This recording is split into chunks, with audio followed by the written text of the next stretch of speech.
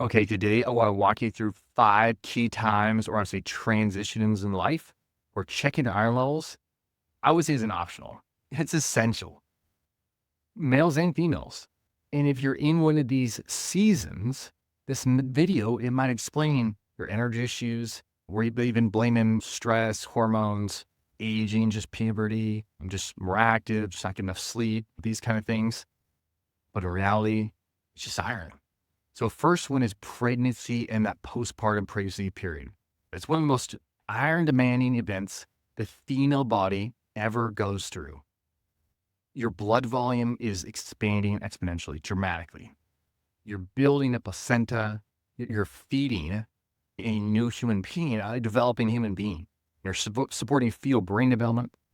And all of that demands an intense amount of iron.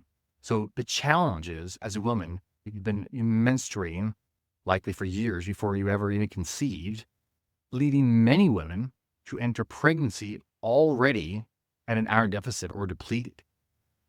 You've had a CBC and been told your hemoglobin is okay, it's normal, so you're fine. But you're struggling, right? You're on the struggle bus, energy depleted, and you're just pregnant.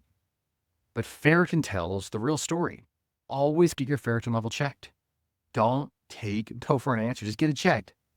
Low iron during pregnancy or postpartum often shows up as fatigue, out of the ordinary, shortness of breath, dizziness, headaches, especially frontal headaches, depression, anxiety, poor recovery after birth. And far too often, women are told that this exhaustion is just part of being pregnant or being a mom. There is some exhaustion from being pregnant and being a mom, but I would also say more times than not, iron's the culprit. So check your iron stores. All right, secondly, puberty and adolescence. Now, puberty is one of those times where iron demand skyrockets. Body is growing fast, blood volume is increasing, muscle mass is increasing, hormones are shifting rapidly. And for girls, menstruation has a consistent monthly layer of iron loss. So what does low iron look like in a teenager? How about, is your teen having brain fog? Maybe you're a teen watching this. Is it brain fog? It could be anxiety and anxiousness about them, mood swings that are like, why is this happening? Poor athletic performance, low motivation, just don't want to go to school anymore. ADHD, can't pay attention.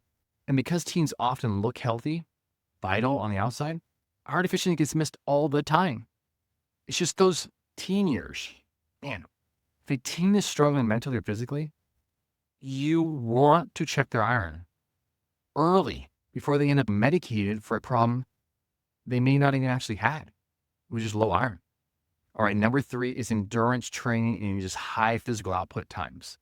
Iron is essential for oxygen delivery to muscles and for energy transfer in the mitochondria. It's just not about hemoglobin, it's about energy in the mitochondria as well, and creating energy in the mitochondria. So if you're training hard, but your performance is dropping, if your heart rate feels like, man, sure is a lot higher than it should be, if your workouts suddenly feel like harder for no clear reason, like I work out regularly and just they're getting harder and harder, what is going on? I'm not getting fitter here. If your motivation has fallen off for the trainings to really enjoy and look forward to, I can't tell you how many times, especially even with teenagers, girls loving volleyball, girls love running, girls love playing basketball, and now they don't enjoy it at all anymore. It's check their iron, they have no iron. Get their iron levels up and man, they love playing sports again. So iron, it very well could be the missing link. And you just want to check it, find out if it is. Because athletes lose iron through sweat, through GI microbleeding, through red blood cell breakdown from repetitive impact, and just use. This is what iron deficiency in athletes often masquerades as overtraining or burnout because they're just doing a lot. The solution isn't always just rest. Let's just rest. Because if you're iron deficient, you just rest, you're just going to get less fit. So sometimes what is needed is nutrient repletion. Get your iron levels checked. All right, number 4, heavy or irregular menstrual cycles. Most know this, but even in a normal cycle, like that's super heavy bleeding, just consistent though, you can slowly drain your iron reserves. But heavy, long, or closely spaced periods, they only accelerate iron loss. And this often shows up as fatigue that worsens through the month, excess hair shedding in the shower, cold intolerance, anxiety, exercise intolerance. And yet, the standard labs are often quote unquote normal. Well, ferritin just quietly falls. It was 20, now it's 15, now it's 10, now it's 5. Oh, man, life performance is lagging now, right? So if your cycle leaves you wiped out, that is a sign something is missing. Not that just you need to get your act together. Something's missing.